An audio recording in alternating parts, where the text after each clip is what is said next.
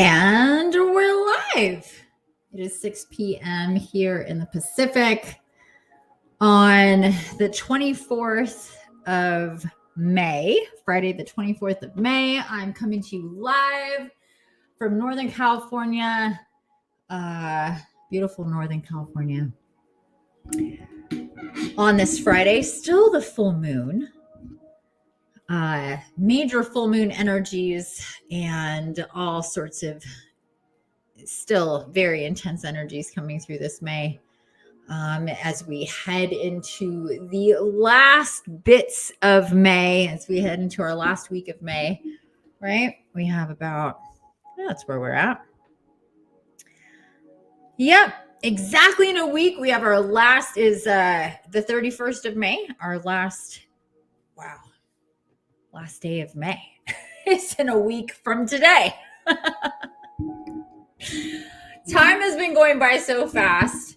There's been so many intense energies coming through pretty much this whole month, which before getting into this month, I channeled that. I knew that, talked about that, and it didn't, if anything, it exceeded expectations with what's been going on in May. Welcome everybody to the We Are Healing Live podcast, episode number 4 with Infiniti. I'm Infiniti. Welcome to my sacred space here. Is a reminder, if you're watching live, you could be watching me live on Facebook or on YouTube or on X. I am now on X, everybody. I'm finding it to be a very interesting space and I'm getting used to it. I did Twitter a couple other times and just never stuck for me. It definitely feels different than it used to feel. So now I'm on X and I'm streaming live to X. So anybody watching me on X, welcome. I'm not sure if I'm still getting used to X. I think it's just streaming there. Hey, Karen and Adrian, welcome. How are you guys? Happy Friday. Happy full moon. Sorry for the sniffles. I'm still dealing with a lot of this ascension business and third eye activations and detoxing and receiving. I've had to keep it really low key with some of my incoming and outgoing work through this as timelines are adjusting, downloads are coming in, activations are happening. So my third eye has been just pulsating and my crown as well. But really when it's your third eye, that's in the center of your brain. It affects your sinuses. It releases a lot. It makes things pretty uncomfortable. I've been very leaky. Anybody else leaking for 3 weeks now? And what's interesting is that it very much mimics allergies, especially if you go outside and it's sunny and the sun, it's like, oh, I'm outside and all the pollen or whatever. And it's not. It's like the sun. It's the energy coming in and hitting and activating. And it's very, very interesting. So anyway, I'll be sniffling throughout. I apologize. I blew my nose ahead of time, but still there we are. So I'm not fully docked, as I like to say. Hey, Chris, you finally got over your migraines. Yay. Yeah, I've been feeling like it's a slow kind of getting out of it. It feels like, being just diving or being dropped really, really deep in all this pressure. That's a really good analogy, actually. And there's like, you just think about all the pressure in water, the pressure in the ocean and going really, really deep and that just squeezing and making your body just, that's what it feels like. And slowly ascending out of that pressure, but still feeling it. So anyway, I'm not fully docked. I don't know if I've been fully docked for about a year. No, just kidding. I definitely took me some time after I moved here, several months to be fully docked, what I call fully docked. So I'm going to do my best today, you guys. I'm not fully docked. My sleep has been weird. My body's been weird. Energy's been weird. There's a whole assimilation, new paradigm thing coming into effect. And I talked about this. We wrote about this. I channeled about this in the beginning or right as we went into May. And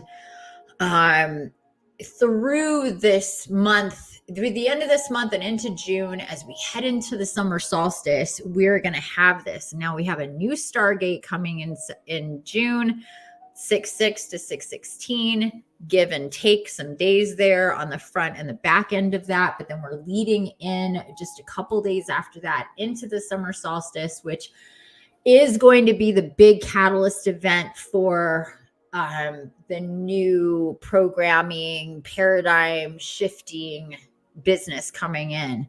So right now we're receiving huge, big, massive doses of light codes to push out dark side programming, fear-based programming to help us. It's really for as uncomfortable as it's been, we really need to be grateful for all this light and all these codes coming in, because they're helping us to have space without the dark side material matrix, fear-based programming, injected triggers being the superseding energy force. The light side, after the eclipse, testing things out, came through and said, okay, now we know where to calibrate our force and our energy for the next waves that are coming through. And we're going to quadruple what we've done before. It's going to be intense. Heads up. It's going to be very light, very bright, very intense, but this is in the effort to push out the negative energies, and it has worked, most definitely. The collective has been, instead of fear-based, more empowered, more finding their voice and their courage and waking up. And those of us who are awake, we are integrating, we are feeling it on a physical and energetic level, because we're really anchoring in all of this for the collective, some of us more than others. And oh, I forget to share. Here we go. Hello. Welcome, everybody. Welcome. Hello, and happy Friday. Hi. What is, my eyes are tripping. Nefa, I think that says Nefa. I don't know. Sorry. Like I said, I'm not fully docked. My eyes are not normal. I haven't worn my glasses in like 2 months. I don't even know where they are. Because I can't. It's not good with them. It's not good without them, because my eyes are all recalibrating with all this light code business. Anyway, welcome everybody. Thank you for being here. Happy Friday. Check in the chats. Leave comments so I know you're here. Don't forget to give me some likes and some loves. I appreciate it for the algorithms. But as I was saying, all of this light coming in that's been squeezing us so much. It's been so intense. Time is moving. We had the Stargate, all these things. Really has been in a major effort to keep the fear-based material matrix programming. Thanks for the love. Thank you. At bay, as far out from getting in as it possibly can. Now, the lower the person already is vibrationally, the easier it is for those lower vibrational energies to connect. This is why it's so important to maintain our vibration, to stay in love, to stay in a state of being grateful and open-hearted, receiving. connecting with Gaia and nature and all that stuff. It just helps to keep us above it. But I have known there's been quite a few people that are dealing with the spiritual war and psychic attack and fear-based stuff and lots of different lower-based programs that are still being sent through. And when you an easy way to think about this is just like radio stations broadcasting. We have our lower level like AM radio broadcasting with the FM, right? So think about it that way. So lower levels, dark side, fear injected programming. This is like triggers about all sorts of things that get us in a downward spiral in our vibration, in our thoughts, in our emotions. And it's a long and varied rainbow list of things that can do that to us for most people.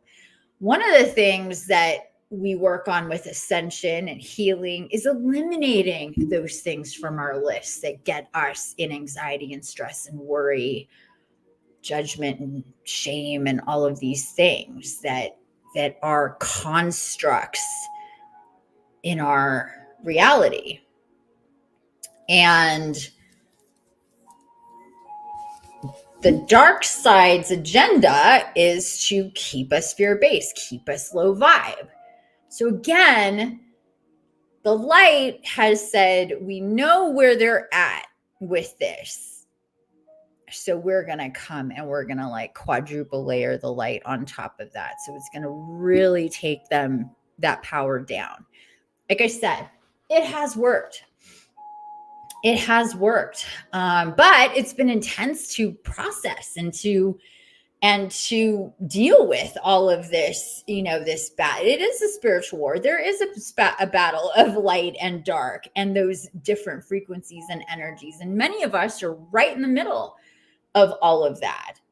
Somebody like me that channels, that broadcasts, that heals, that guides people. Yeah, I'm gonna need to process a lot more, and there's a lot more swirling around me. And through these paradigm shifts, through these timeline adjustments that we're having, through the Stargate and beyond, it's about people cycling out of our timelines and people cycling into our timelines.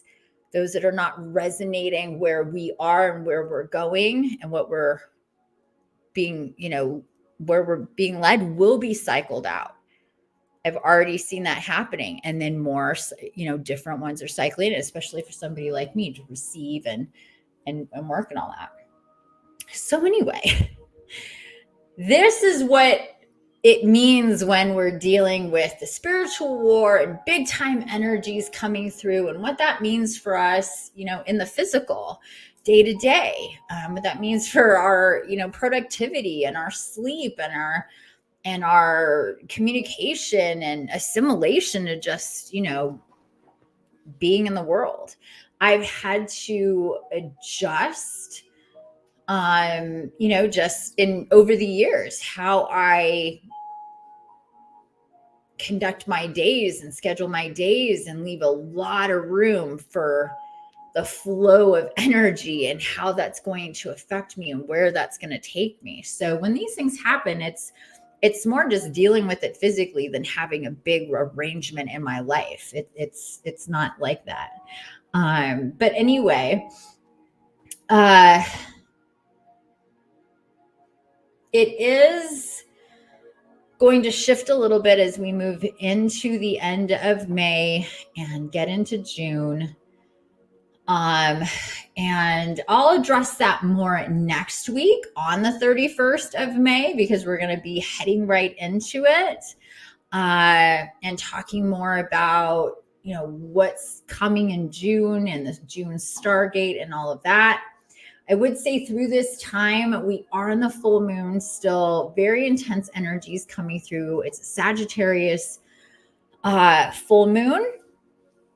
And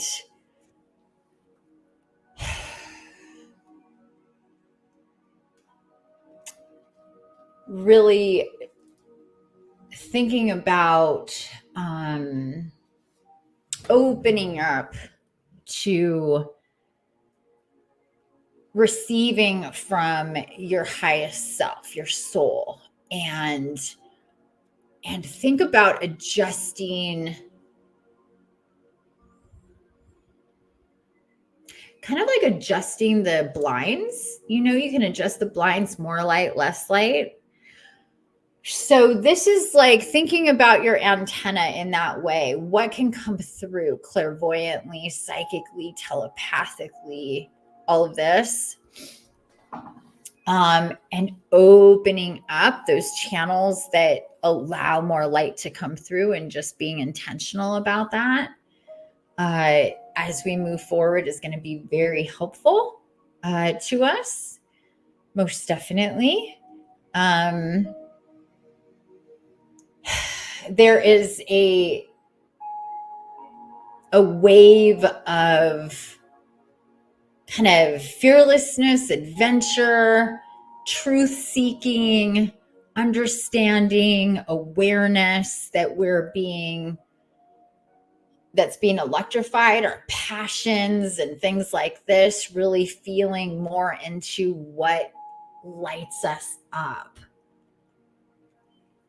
what dims us down, and seeing these things objectively, allowing that awareness to come in. This supersedes, agendas or schedules or plans and ideas and loyalties or anything like that. This is just the bare bones of it. What's the truth? What lights me up? What gets me excited? What invigorates my divine inner child? What's going to align me better and better with my highest possible timelines? And which equals, when we're soul connected, when we're balanced in our divine feminine and masculine, when we have cradled super lovingly and supportively our divine inner child, our creator, this is when we're able to connect more and more with higher frequencies and vibrations, divine guidance, and our highest possible timelines, because we are living through the expression of our soul more clearly, which is kind of the name of the game around here. The more we do that, the more ease we're going to find in our life. And that doesn't make,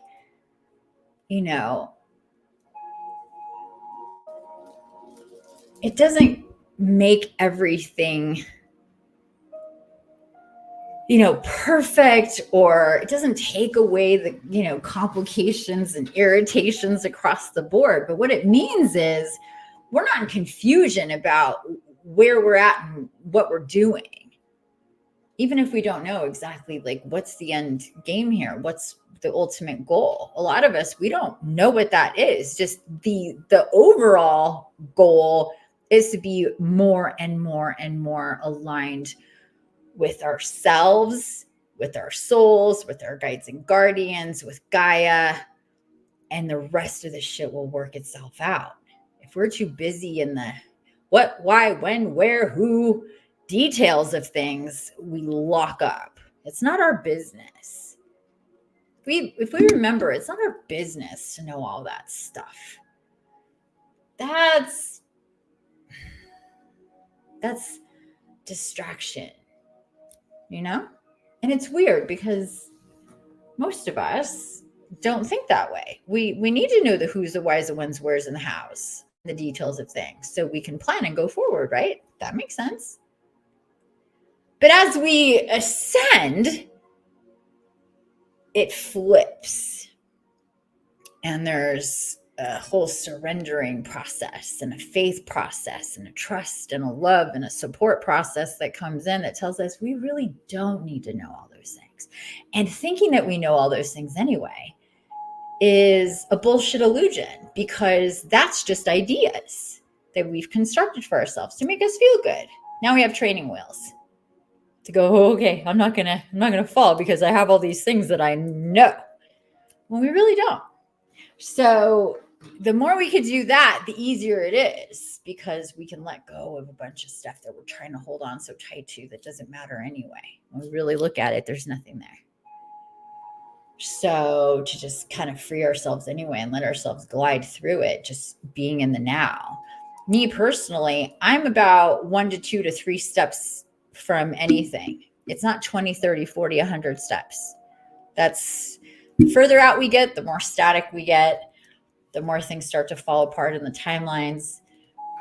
When I used to do a lot of psychic calls, people would want to know a lot about timelines. When is this going to happen? When is that going to happen? Can you tell me in a time frame? Is it 3 months, 6 months, 9 months? I want to know this. How's that? And when it comes to timelines, it's impossible because things are shifting. And the further we go out, the loosey-goosey, the more loose things get. And that's not where we should be focused anyway. So anyway, remembering all of that, trying to take us back to the current, to today, one day at a time, Just do today. Do today. Respect yourself, respect your body, support yourself. It's okay to rest. It's okay to take a break. It's okay to process. It's okay to take a week where you're sleeping in every single day. If you have the luxury to do that and that's what you need to do it. If you need to check out from some stuff for a while because you're recalibrating, do that. You're fully supported in taking care of yourself. The more you take care of yourself, the less you're taking care of bullshit. All right. Again, welcome everybody. We're 22 minutes into this podcast. I am stoked to have you guys all here with me. Welcome.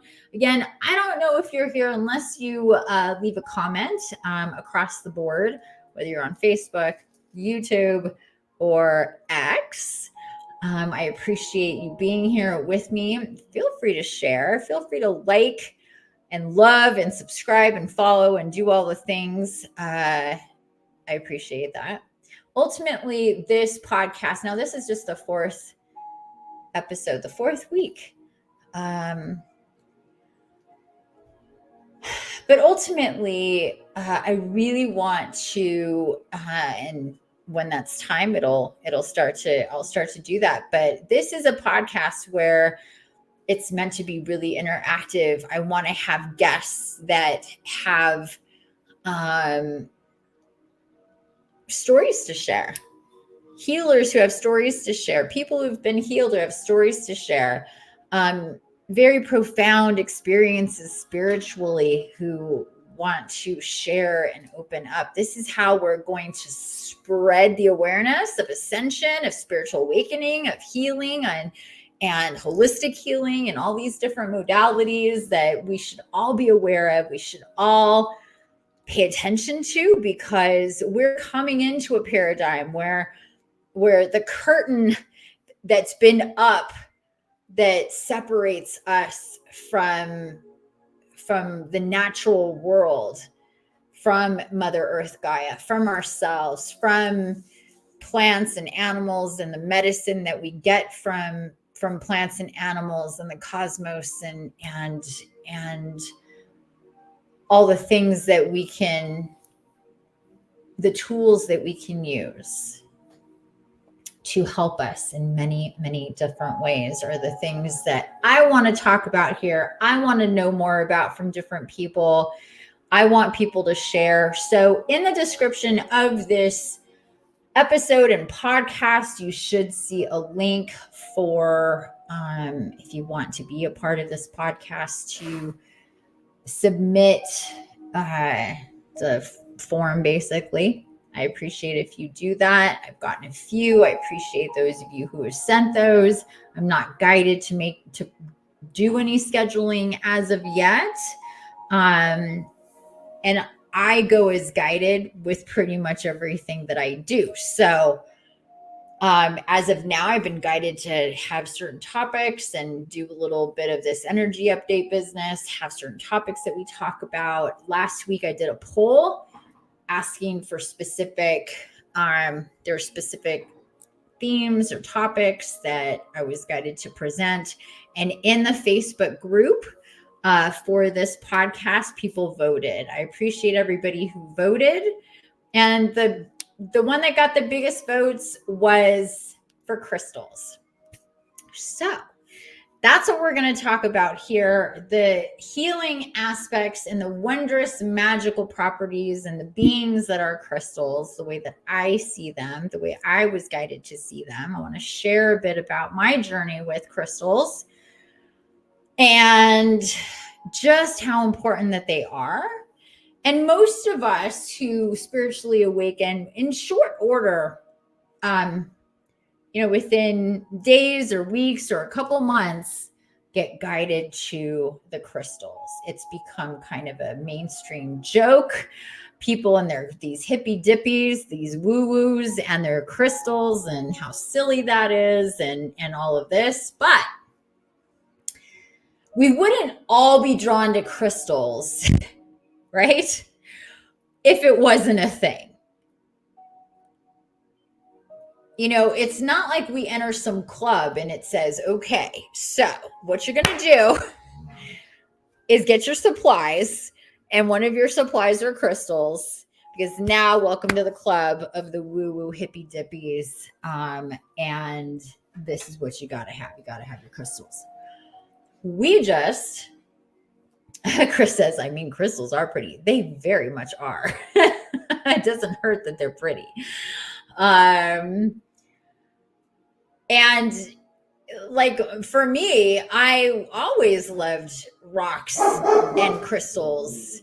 I've always been into them. I would collect them all the time as a child and just have pockets full of rocks and stuff. And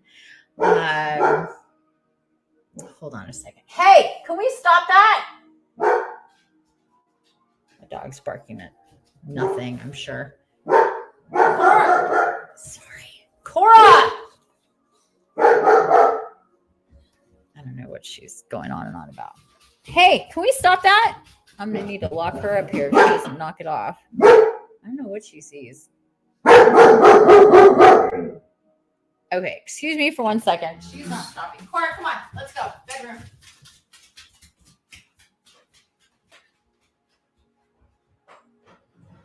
Stop. Okay, guys. I apologize. She's very territorial. And we literally live on a mountain where we never see anybody. So if she sees anything, she goes a little crazy. Okay, so crystals, and you guys probably couldn't even hear her anyway, but it's very distracting to me. So we get drawn to crystals for a reason, which is one of the first things that happened with me upon my real, I was awakening. I was in the process of awakening for a long time, several years before I really popped open, before the egg really cracked, And once it did, very quickly after it did, I was just I woke up and went, I need to go get crystals. And at the time I was living in Long Beach, California, downtown area. So many different things going on down there. And anyway, looked up the nearest crystal shop and I went in there and immediately I was like, oh, wow, this is not the place I need to be. It's very dark. It was very dungy, very, I was just immediately was like, don't get anything from here. And I eventually went and, oh, that's not the crystal. Oh, I don't have it. My cat has it. I was going to show you my very first crystal is this beautiful amethyst, but it's not right here. I have a ton of amethyst. But anyway, my very first crystal is this amethyst. It was about this size. This is an amethyst point. That one was a raw chunk.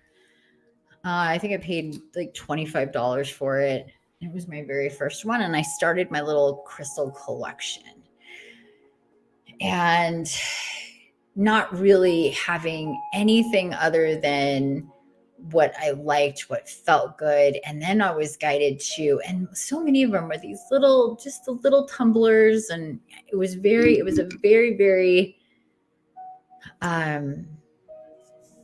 modest collection that I started with. 5, 10, 15 small little tumblers. That's what I was guided to at first, because it was about feeling them and connecting with them. And every day I would lay them out and I would take my pendulum or I would just feel into the ones that were supposed to be in my pockets or in my purse or stuffed in, when I used to wear bras, stuffed in my bra, whatever. And learn about them this way. And it wasn't until a couple years later, oh, bye puppies. Oh, thanks.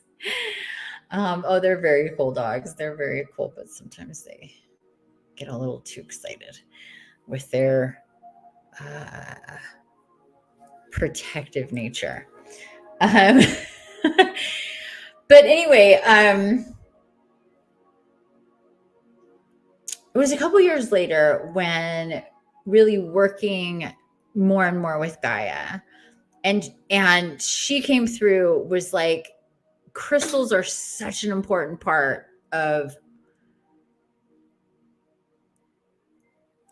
connecting to her.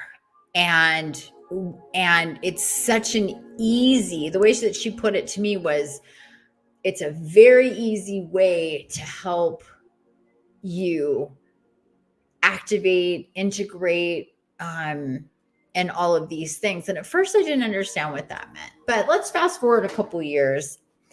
I moved up to the mountains, and one of the reasons I know I was sent to, it was a lot of things where I was put there, but I lived next to this crystal shop that it was this tiniest little crystal shop, but really cool people who owned it, and they barely marked up. They did their own rock hounding.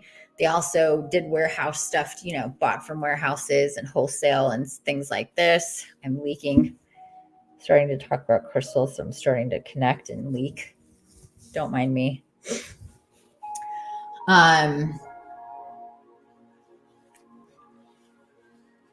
And I was able to get amazing crystals for rock bottom prices. And I built up quite a collection. I didn't just get my crystals from them, but I got the majority of my crystals from them. I on purpose wouldn't go to that store unless I was specifically guided to go there, because it was so easy to spend money there because there were so many amazing crystals for cheap. But I knew that that's not the way that it needed to be. You don't just get crystals because they're cheap. You get crystals because they're meant for you. So let's get into the magic of crystals. Aside from them being these beautiful composites of very specific energy. So here we have another amethyst points. Points are amazing. I have a shit ton of points. Lots and lots of points. And a lot of amethyst. Amethyst is one of the ones I would highly suggest acquiring an abundance of, because of their magical property of transmuting negative energy to positive energy. Anyway, at one point, I connected with Gaia, and she took me to what I call the Crystal Palace. And I'll never forget. I've been there a few times. It is an interdimensional space, place, world. It depends on how it's connected to Gaia, but it's its own realm, really. But it's also connected to the Fae, because the Fae kind of manage and work with Gaia and crystals, and they help to activate them for us. So if we think about a crystal,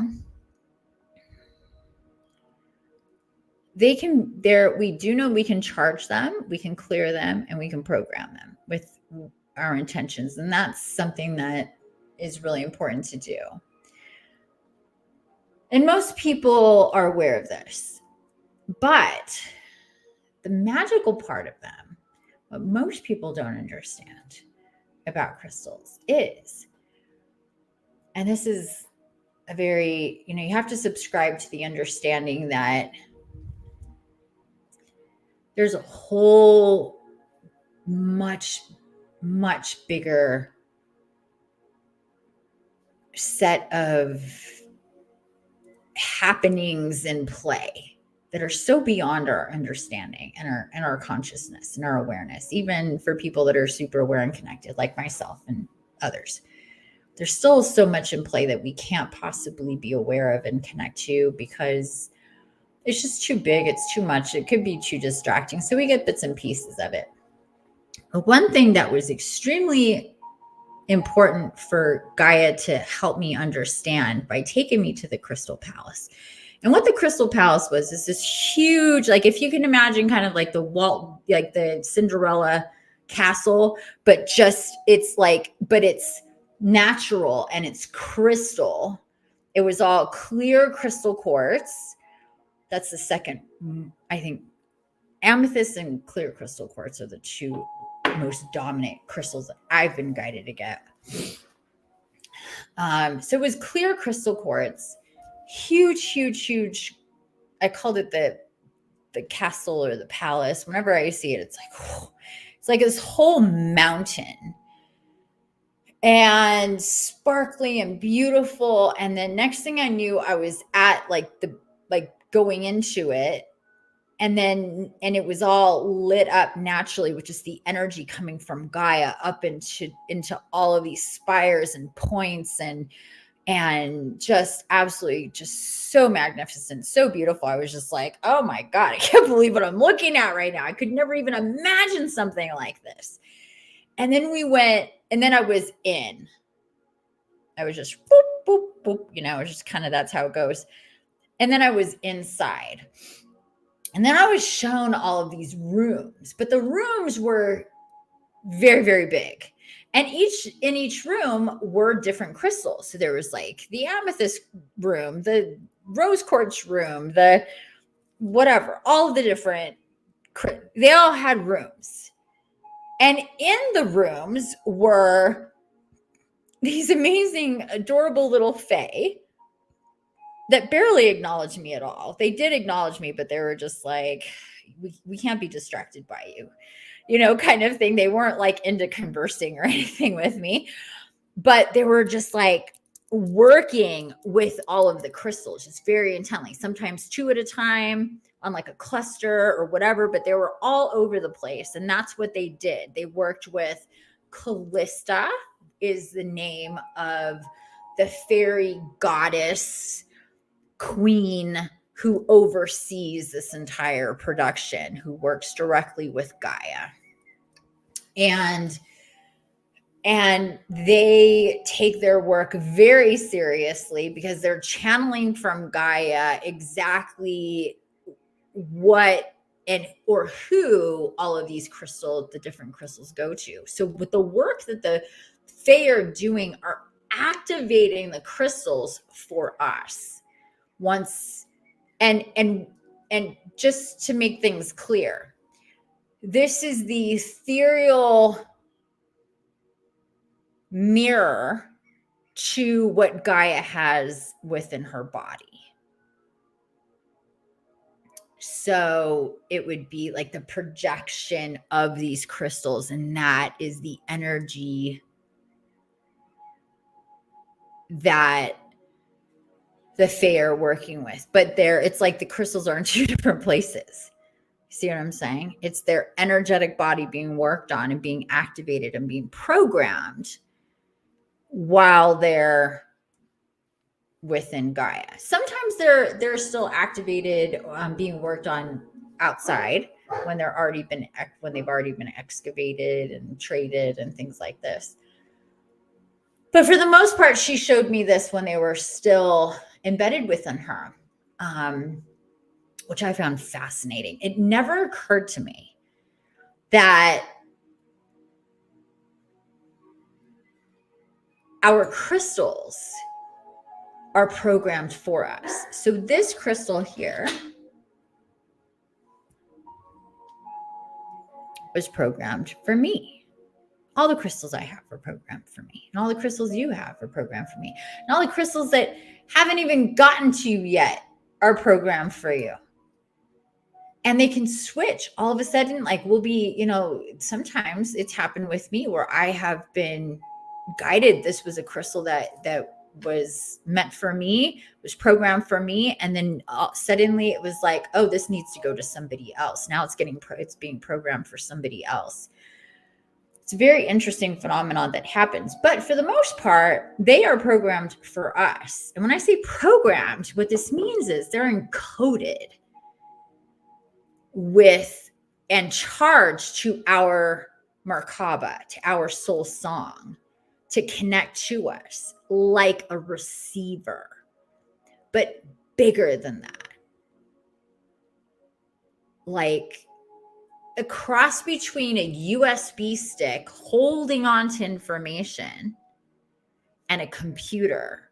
Because a USB stick doesn't do anything until you stick it in something and retrieve the whatever files, right? And then you connect it to a program and then it does what it needs to do.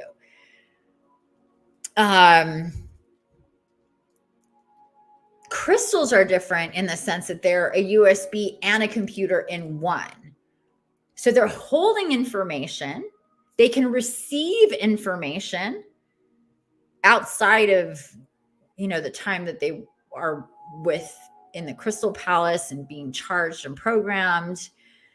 It is very, it's very kind of this story. It's very kind of Santa and the elves a little bit. Not come to think about it. But it's true. It really is a thing. It really is what goes on, which makes it so much more magical. And if we can understand that on this level where it is so much bigger than what we normally think of with crystals, we know that different crystals have different properties, different hardness, different frequencies, different function.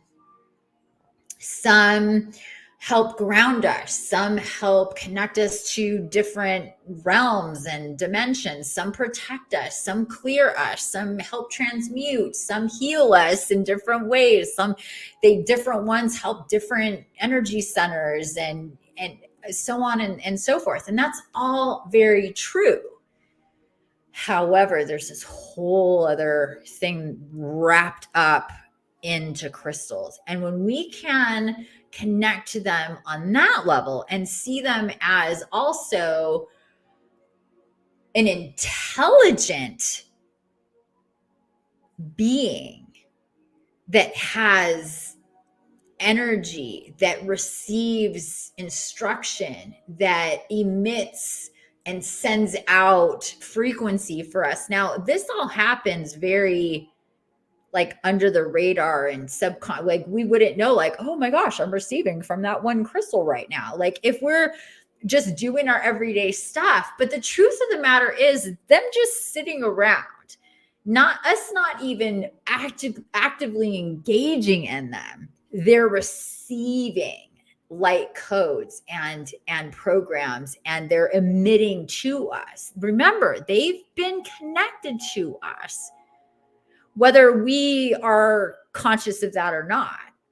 They've been connected to us. So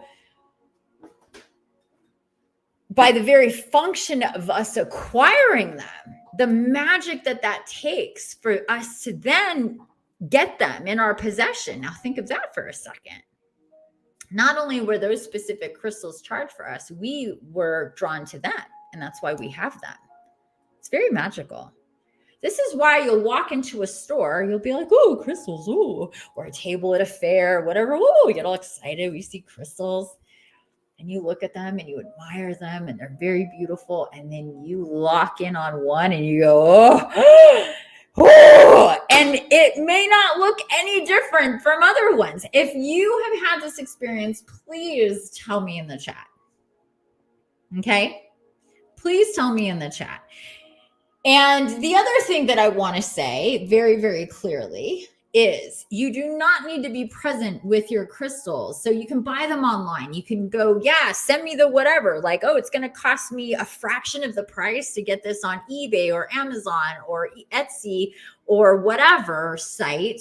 But the store picks for me what's going to come to me. No problem. Because they're going to be guided to pick the right one for you. The one that was programmed for you way back whenever that whole magical business took place. So that's the phenomenon that would happen, is that you, when we're, you know, whether we're seeing them in person and we get all hot and bothered. And I have a crystal here. I want to share with you this gorgeous thing. It's really hard to see how sparkly it is, but it is very, very sparkly.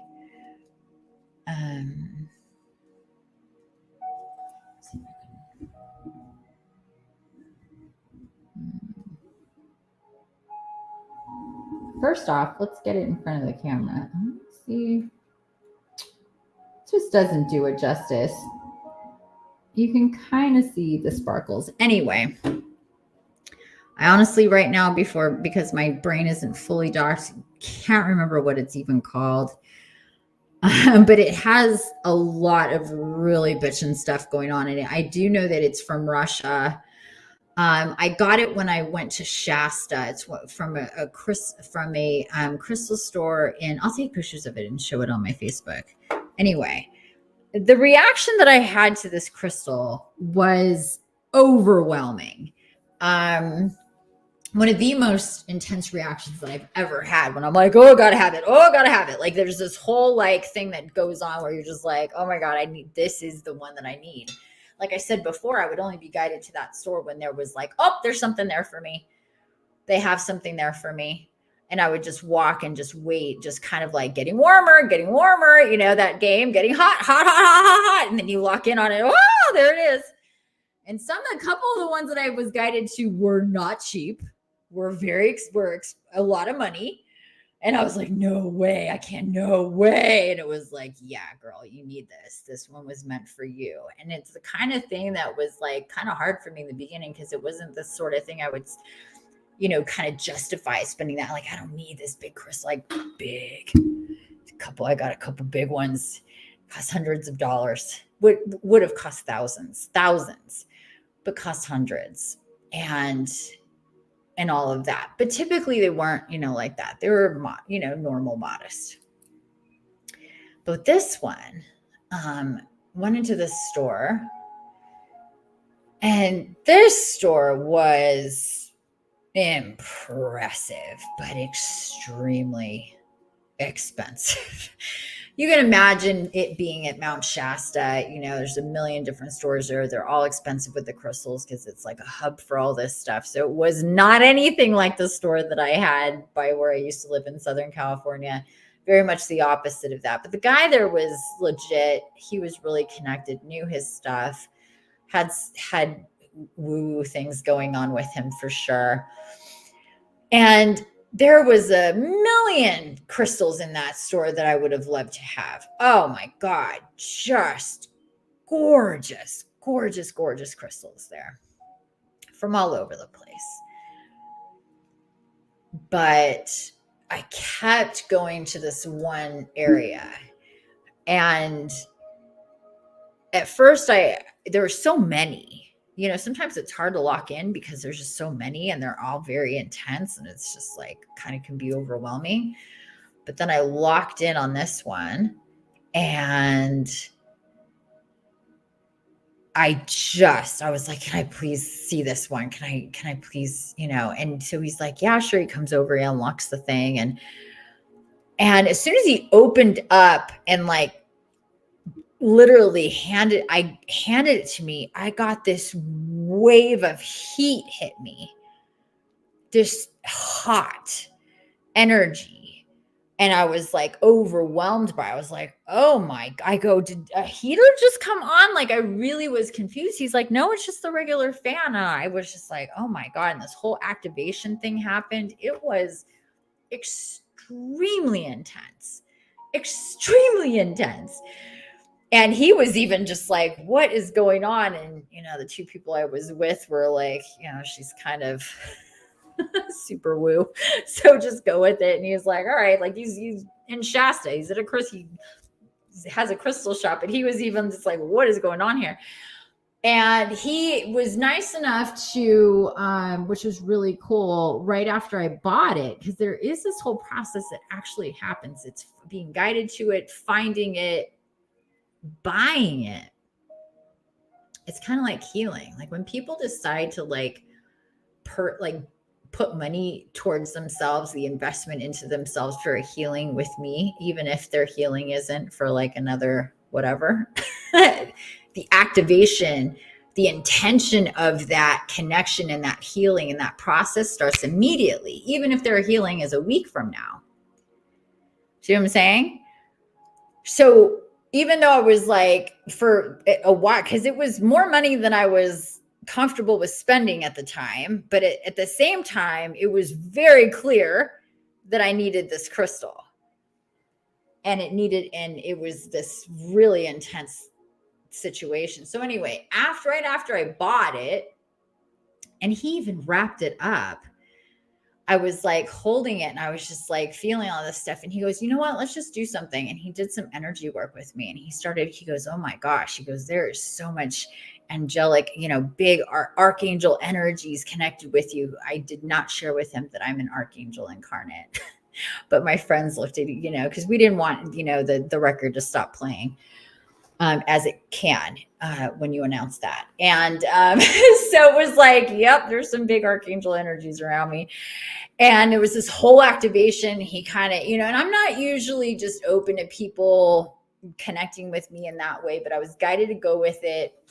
And it was a very beautiful and magical experience that happened with this crystal and with him. And this was 3 days after I moved up here. And it was, I believe, definitely what I needed for everything that was to come after that. So that's just an illustration of how we can feel and things can happen. And the magic, I don't know of another way to put it, but the magic that gets programmed into our crystals before they're even ours. And then once they become ours, we'll even start to, like, if you see a crystal online and you buy it, that crystal begins connecting with you right then. As soon as it's meant for you, as soon as it's coming to you, as soon as it is yours, boom, magic starts happening well before it's at the post office or on your doorstep.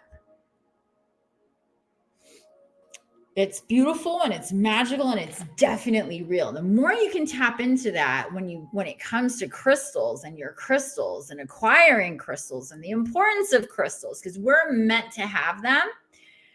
We're not meant to just willy-nilly have them and just blah, blah, blah, blah, blah, blah. We need to be very systematic and very focused and very intentional about the crystals that we gather and acquire, because they are magical and they are connected to us in a way that's kind of hard to fathom, but it is definitely real. So that is an aspect of crystals that most people aren't aware of. I certainly wasn't. In no place before I had this experience with Gaia and the Crystal Palace and seeing all the Fae working on the crystals and seeing this whole production this 24/7, never ending, infinite production of crystals, now more than ever, is really, really quite fascinating. And then just seeing, real world practical application and how people are with crystals and feel about crystals and what it does when we see crystals. We can even, just see video or pictures of crystals and be activated by them. Even if those crystals are never going to come to us, we can feel a charge from them and they can affect us. We don't need to have a crystal in our physical presence for it to work with us. I work with Gaia in almost all of my healing sessions with clients and myself, and in spirit walks that I do for the collective generally or privately, whatever. And in so many of these sessions and spirit walks, we work with crystals. And they're not with us, but they're with us. So that's important as well, is to understand that we can work with crystals and crystals can work with us, and the energy of crystals, and Gaia is constantly bringing crystal energy into work with people that we work with. And what's cool about that is that we can have, my clients in huge structures of crystals that you would never have or never see, but they're real, and the structure of them is part of a session, and that's energy is absolutely there. So I'll have clients encased in crystals or in cocoons of crystals or pyramids of crystals or all sorts of amazing things that Gaia comes through to do with us and to do with them and to do with me, if it's me, with crystals. So that's another aspect of them as well. Now, when we're talking about just regular application and working with crystals and understanding how that works, it's every crystal has a different frequency and a different function that is like, basically the way Gaia says, it's like, just think about the different medicines and each one has a different function and what it's going to do for you. That's the way it is with crystals as well. And I meant to get this out earlier. Hold on for me 1 second. I actually thought it was down here. There it is. I do suggest getting something like this, Crystal Bible, because this will tell you, that's fine one. Ooh, Moonstone, that's Malachite. Ooh, that's a fun one. Larimar, Lapis Lazuli. So we'll tell you the attributes of them, what it does for healing, where position to put them in, the frequency of them, what chakras they will work, you should work with them.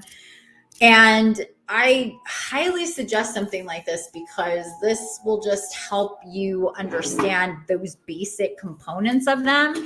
And it is good to have different ones, but generally speaking, we will be guided to the ones that we need.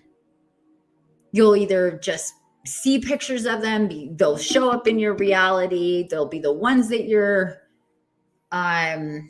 drawn to, and you may go, I don't know why I'm feeling this way, but this is the crystal that I need. These are the ones, and I'm guided to get several of these. One's not enough. I need 4 or 5 different ones. I need them to, whatever. And you just have to go with that and then be guided to work with them. How, something like the Crystal Bible tells you where to put them or place them. But generally speaking, any crystal, if you connect to it, if you hold it, if you have the intention of receiving from them, they will work for you. You don't have to do a whole lot. about that. And again, like I mentioned earlier, it is important when you get new crystals to clear them under clear water. You can charge them with the sun or the moon, and connect to them. Like I said, people have this idea, oh, I need to charge them, I need to connect to them, so they're going to work with me. But like I said, they've already been connected and working with you and programmed from you, or for you, without even you knowing them. So that's already done. It's more of a you thing than a them thing. You needing to, now you have the intention to receive. They already have their directives, if you will, of what they're to do and how they're to receive for you. And no two are alike, but it's your intention to receive from them is really more what it's about. Clearing them is good because they've been through who knows what and where and all these different people touching them or whatever. So you do want to clear them. It's really easy, just under water under the tap kind of thing for a minute or two will clear them. It's important to clear them regularly, whether you're actively working with them or not, because they're constantly absorbing and transmitting regardless of what kind of crystal it is. And you want to keep them nice and clear so that flow can, they don't get literally backed up. But generally speaking, it's more about you actively receiving from them and bringing them in a real intentional way. And then beyond that, it is about then where you can get into crystal gridding with crystals and things like this. And that can get really, I don't know if complicated is the right word, but intricate what's the word?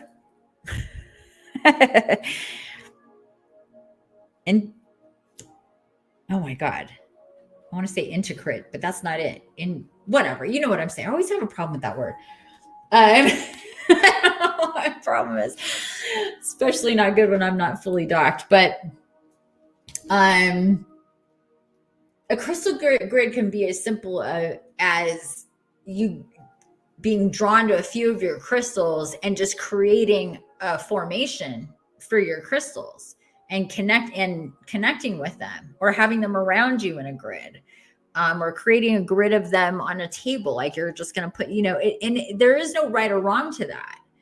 It is what it is. And I'll be drawn to do that. I'll be like, oh, go to this crystal, take them here, put them there, da, da, da, da, da. I don't know exactly what I'm doing, but I'm doing it because I'm guided to do it with my crystals, and they're intelligent in their own way of being able to call to us, to tell us it's time to work with us. And I need, we need to work, bring us in a group and things like this.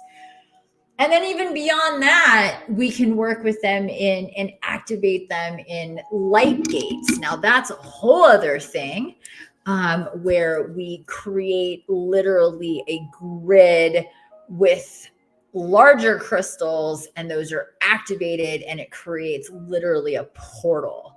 And I've done that for myself and several of my clients. And it literally, like, if you can think of like Star Trek and the whole kind of platform and beam me up and down and all of that, it just creates this beautiful portal for connection and healing and all this stuff that are anchored in with those crystals. And what we say, we're always the main crystal. Our light body is a crystal. So we're receiving directly to our light body from our crystals, whether it's in a light gate or a crystal grid, or them just being around our house. Okay, so at this time, I want to take any questions, get any comments from anybody about crystals. If you have them, if you want to share anything, please go ahead and let me know. Thanks for that. Got that diamond there.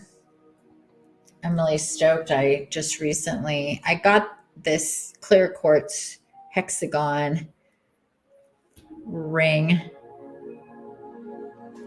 Let's see if I can, you guys can see it without it trying to Anyway, I got one of these a couple months ago, and then the crystal got really loose, and I tried to get it, put it back in there and tie it up, and then it got loose again until I lost it. And then I contacted the store that I got it from, and they sent me a new one I just got a couple days ago. So I'm really stoked on that. And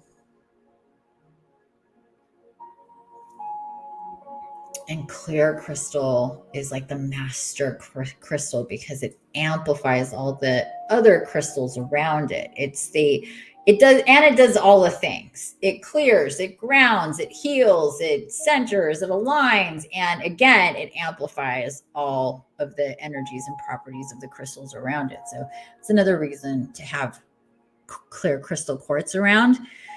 It also helps draw in positive energy and again, clear the field with really high vibrational energy coming through.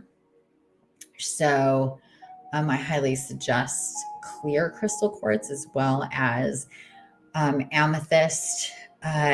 What came through for me and what continues to come through with and for my clients and the general collective is you can never have too many amethysts and a variety of different amethysts because of what it does. Again, transmutes negative energy to positive energy in a very effective way.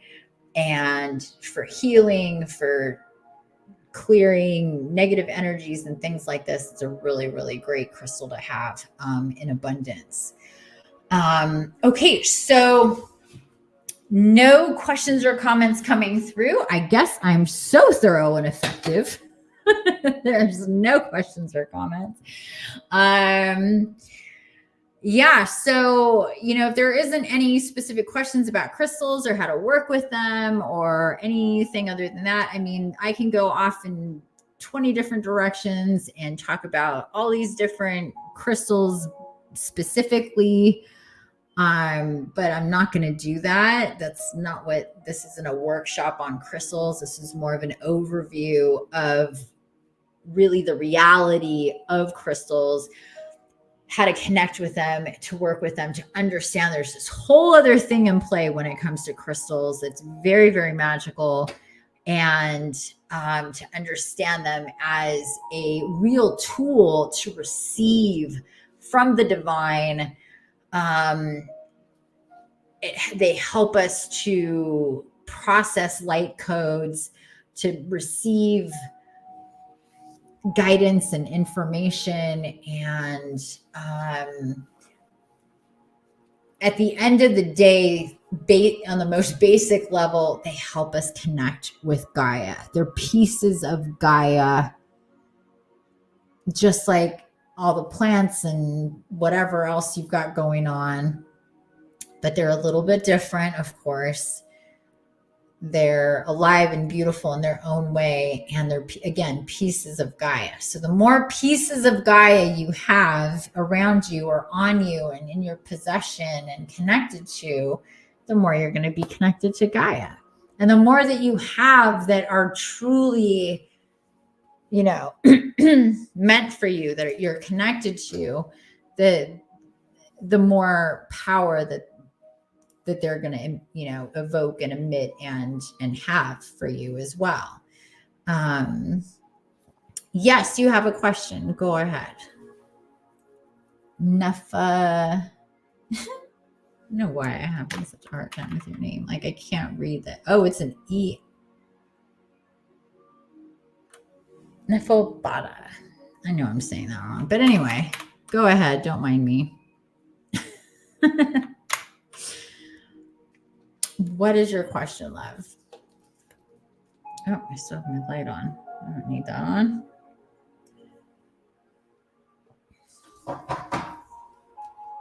And I also have a bunch of, usually I have them in other shapes too, but I have a lot of crystals that weren't meant to be shaped as whatever, but I have crystals that are shaped. Like here's one of my lions. And I have a couple of crystals that definitely have a face, definitely have a shape, definitely have a specific energy aside from it being the crystal that it is, which is really cool and fascinating. That not everybody sees necessarily, unless you're meant to see it. So that's super cool.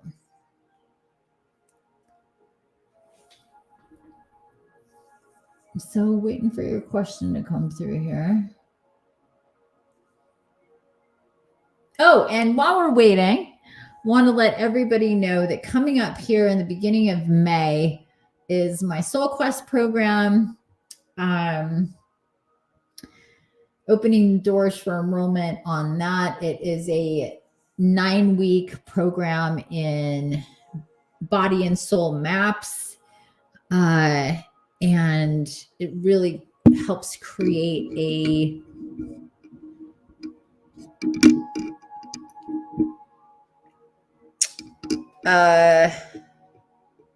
to-do list of what you need to work on, what shadow work, what healing needs to be done. And it's very, very thorough. Once you go through it, it comes with weekly meetings and spirit walks for each map. And we go through the spiritual body, emotional body. No, spiritual, mental, emotional, physical, energetic, and abundant bodies. And then we have your true identity map and then your spirit name map. So it's one map for every week, assessments and questions that you ask yourself to get deeper with you, about you, and to really align with your soul. And this really just sets the stage to help you, whether you work with me privately or in group or on your own from that point forward, to kind of a real roadmap of what needs your attention, basically. And you can find that on my website. I highly suggest taking a look at that. You can start at any time though. It's designed for, when you're ready. I do take payments for that. Check out the website. It's an awesome program that I channeled last year. Starting again here in June. Okay, where's your question? There it is. I have a crystal bracelet. It's malachite. Okay. Every time I try to wear it, I see the energy that gathers around it, but it doesn't seem to absorb it. Instead, it lingers.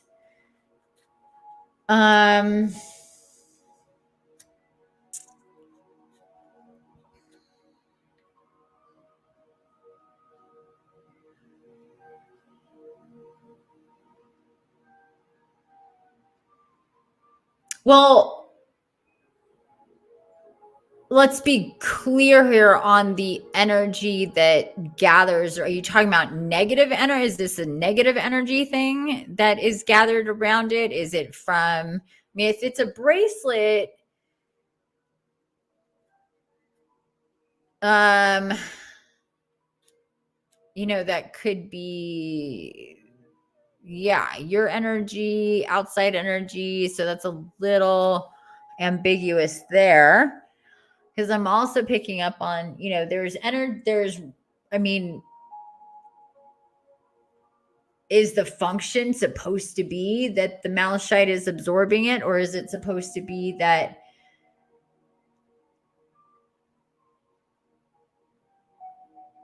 okay, so it is a negative energy. Yeah, because so you have to understand. So if it's a malachite bracelet, without looking at it, just the vision I'm getting is that these are small pieces of malachite. I mean, they can only be so big, right? So the function is to protect you from negative energy, right? And the way that it's going to do that is by magnetizing that energy to the crystals. But if we're talking about, even if there's 20 or 30 of these strung together, they are smaller. So when it comes to crystals, this is true. Bigger is better, right? Because how much energy it can emit and how much energy they can absorb depends on the size of them. That's why when I was guided to get my big amethyst, it was like, girl, you need to have some big ones too. Like these little ones are great, but we need some big ones in the environment because the big ones are more powerful, period, across the board. Doesn't matter the crystal. So a smaller crystal can only do so much necessarily. So if you're feeling this, the magnetism of the negative energy, sweet, that's what it's meant to do. The transmutation of that energy is only going to be so much before it caps out. And it cannot do that. So it's going to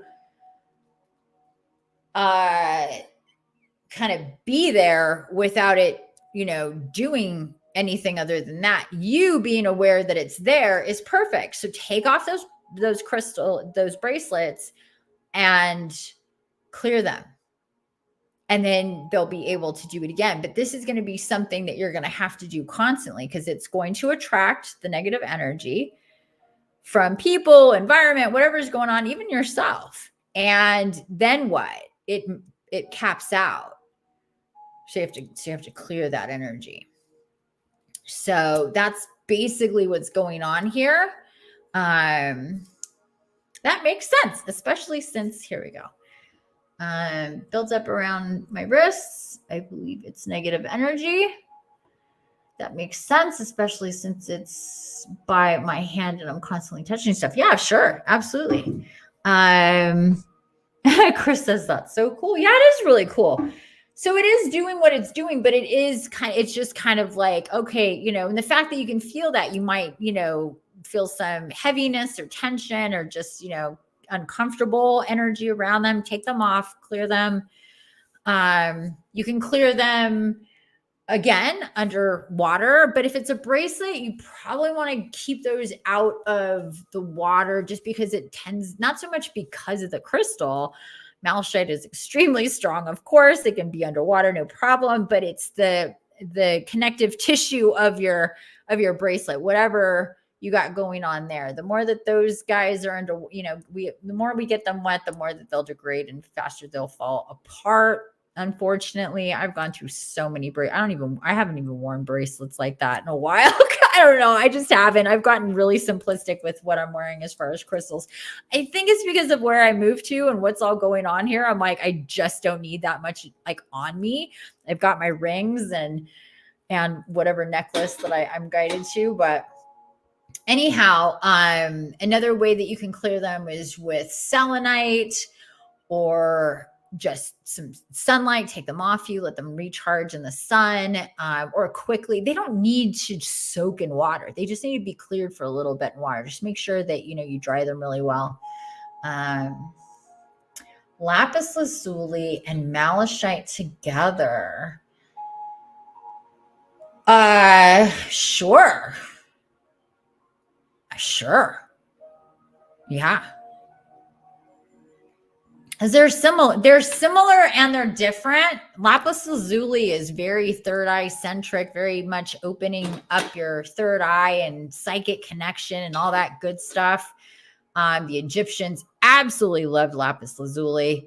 And they wore it a lot in headdresses right there on the third eye. It's a very powerful crystal for that sort of thing. Malachite's similar in that sense too, but it has the added component of deflecting or absorbing negative energy, like we were just talking about. So sure, there isn't any problem with that, having those two together. Yeah. I missed the top one. Sorry. Also, is it wise to wear bracelets? I have two different types. Sorry, I missed this one on top. No. It's totally fine. It's totally fine. You can mix and match crystals, whether you make these yourself or you buy them or whatever. I have not ever been shown or told by Gaia or otherwise don't work with these crystals. I've seen posts, I've seen comments where people say, oh, excuse me, you shouldn't have this crystal and that crystal. That's bullshit. Not true. There isn't any combination of crystals that should not be together. They're all from Gaia. They have different functions. Some crystals, though, you might, there might be a thing with you where they can be, I've known people like that. They're just like, I can't have this crystal and this crystal on me at the same time. And it's like, okay, interesting. Whatever's going on there, that's a very personal thing. Some of us are more, and some crystals are more potent than others, regardless of size. And some work better when they are alone, or maybe that's just what's going on right now. Like nothing is set in stone, especially when it comes to this stuff. Anything of this, when it comes to this, whether it's plant medicine or crystal medicine or animal spirit medicine or elemental medicine or anything like that, just because we have an experience in one way at one time, and this is that, we tend to go, oh, this is how it is. And it doesn't necessarily mean that. So I would just say, keep things nice and open when it comes to crystals. And mostly your inner compass, your intuition, your natural magnetism to whatever crystal that is in your possession or that you're acquiring is going to dictate what needs to happen. And the more that you have your crystals with you, the more that you're going to be guided to work with them at different times and in different combinations. There's times where it was like, it's like gather all as many of your amethysts and what was it one time?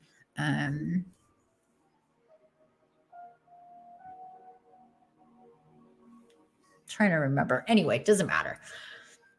It was very specific. It was like, none of that. Let's extract those and just this. And like, it's very kind of recipe. And it's because what we're baking today is also the case. You might be like malachite, wearing that bracelet religiously day in and day out and day in and day out. And then just one day just be like, oh yeah, I'm not supposed to wear this today. I'm supposed to do something else. And then completely shift into there's this whole other, magic and medicine that needs to happen. It's happened with me. I've seen that several times with myself and other people. So and I've seen that. I've seen people say that, like, oh, don't do this with that. And sometimes people are, they're attributing maybe their own experience and some intense thing that they had. And that doesn't necessarily translate to everybody. We're not talking about interactions with like medication, like some people treat it like that. It's like, oh, there's an interaction here. It's like, we're talking about crystals, not pharmaceuticals. It doesn't necessarily work that way. And sometimes our idea of these things supersede the reality of them. They're not, one crystal isn't going to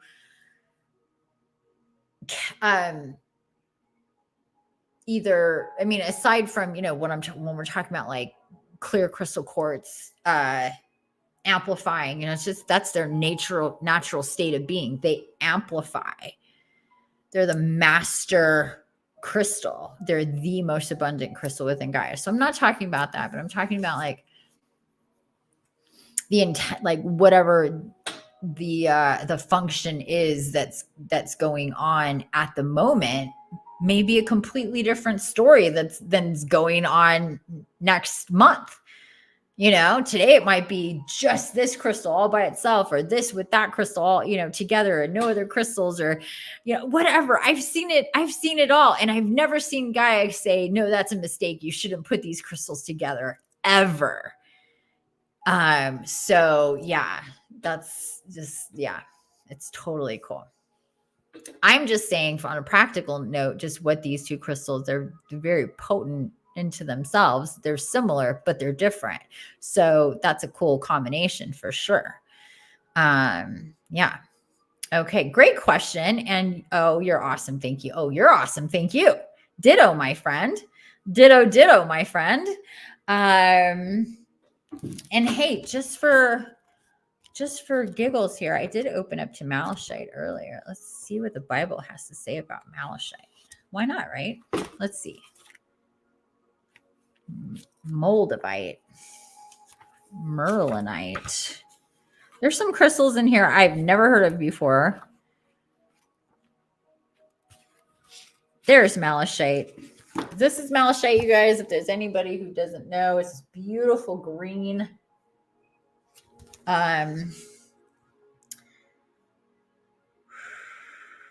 Concentric light and dark bands and rosettes, all sizes, often tumbled and polished, easily obtained. Romania, Zambia, Dominican Republic of the Congo, Russia, and the Middle East.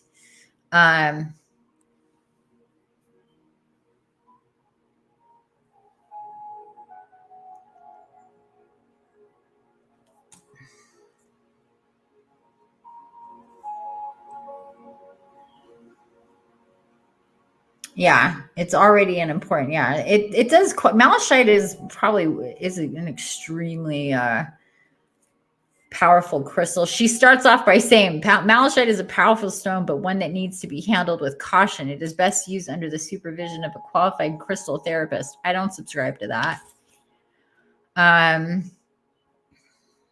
It is this extremely versatile healing stone.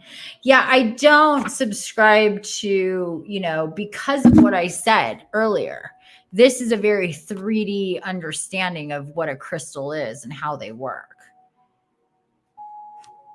When we get into understanding this whole thing that I explained earlier with the Crystal Palace and how they're activated and programmed for us and everything, that supersedes everything. If you connect in that way, you don't need to be certified anything. You are your certification. I wholeheartedly know and believe that.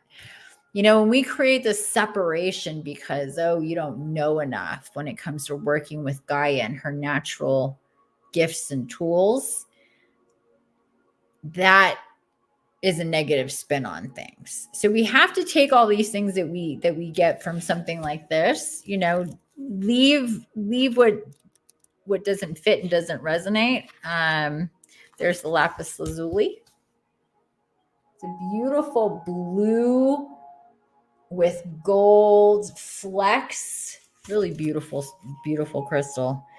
Very powerful, very third eye. First thing it says, opens the third eye. And that's why Egyptians would wear it on headdresses, because they would literally put the lapis lazuli at their third eye. Because it is very powerful in that sense. But anyway, great question. I appreciate your question. Thank you so much. If there's no other questions, which doesn't appear there are, I want to thank everybody for being here for my 4th episode, getting into crystals. And I'm sure crystals are going to come up again. They're a really big deal. I could sit here and talk about crystals for 5 hours straight. Like I said before, I could, and it has occurred to me to do a whole workshop on crystals more, but I've hit you with the main points that you need to know about the crystals that you already have. Hopefully I've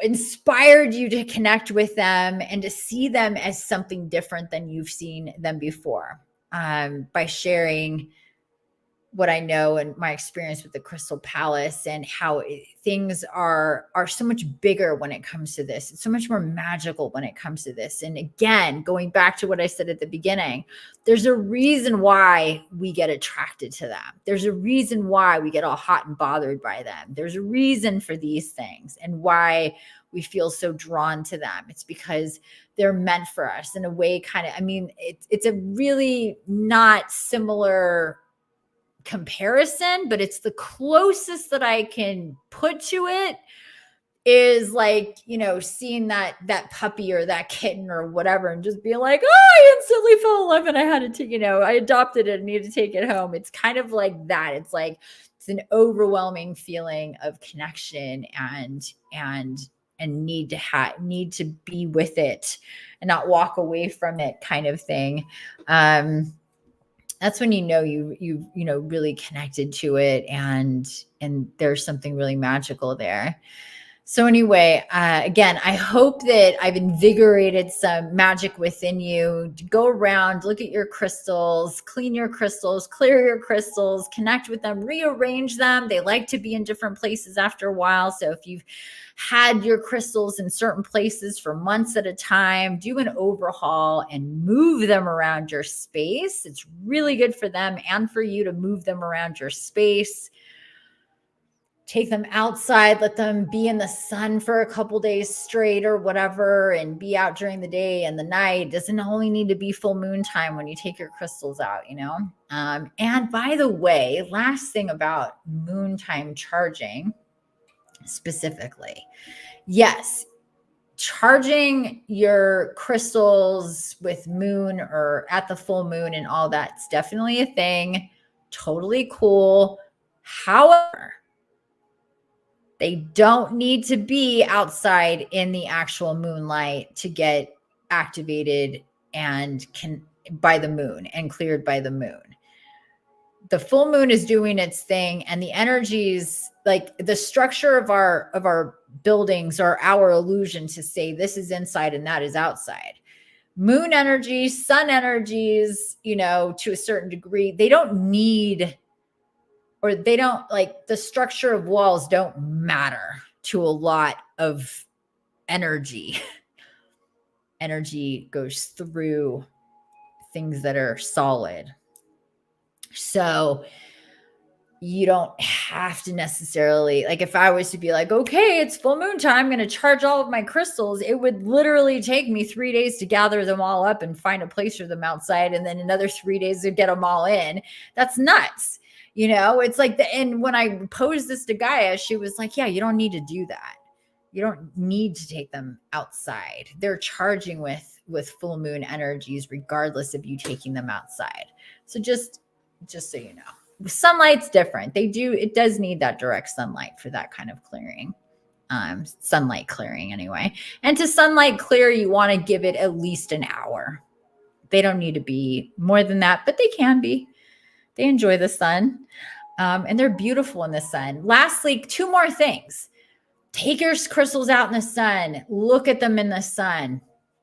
Get your phone, put it on video, and then zoom in, and then get your crystal and look at that crystal with the light on, and zoom in and take a look and get in there in a way that you can't with your 2 eyes on their own.